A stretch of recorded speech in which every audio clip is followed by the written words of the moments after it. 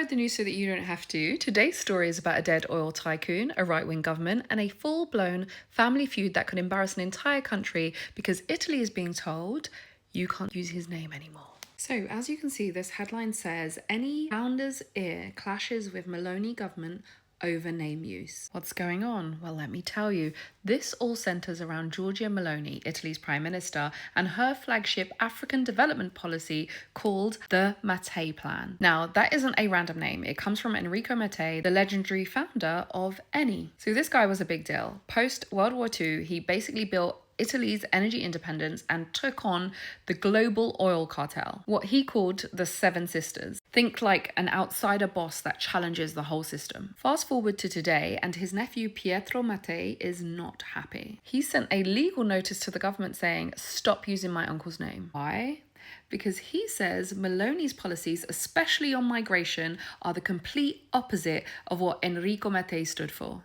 Let me break this down to you. So Mattei brought young people from abroad into Italy, trained them and invested in their home countries. Meloni, much tougher stance on migration. So the nephew is basically saying you're using his legacy to sell a policy that he would have hated. And he's not just complaining, he's threatening legal action. Now, here's where it gets political because this isn't happening in a vacuum. Meloni just had a failed referendum, and critics are starting to say that she is losing control of the narrative. So this isn't just a family dispute, it's turning into a symbol of weakening political authority. So why should you care? Well, because this hits three big things. First, political branding risk.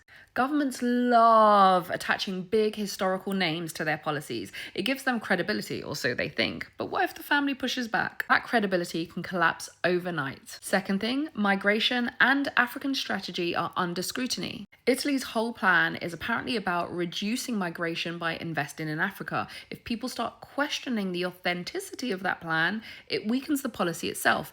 And the final thing, this is about bigger geopolitical tension because there's actually a subtle dig here. So Mattei was about independence from global powers, but critics are saying that Meloni is more aligned with the US. So then the question becomes, is the plan really about African development or about politics and optics? And when even the family of the man you're using as a symbol turn against you, that's when a policy stops looking powerful and starts looking a little bit performative. See, in politics, it's not just what you do, it's who you borrow credibility from and also whether they actually agree with you.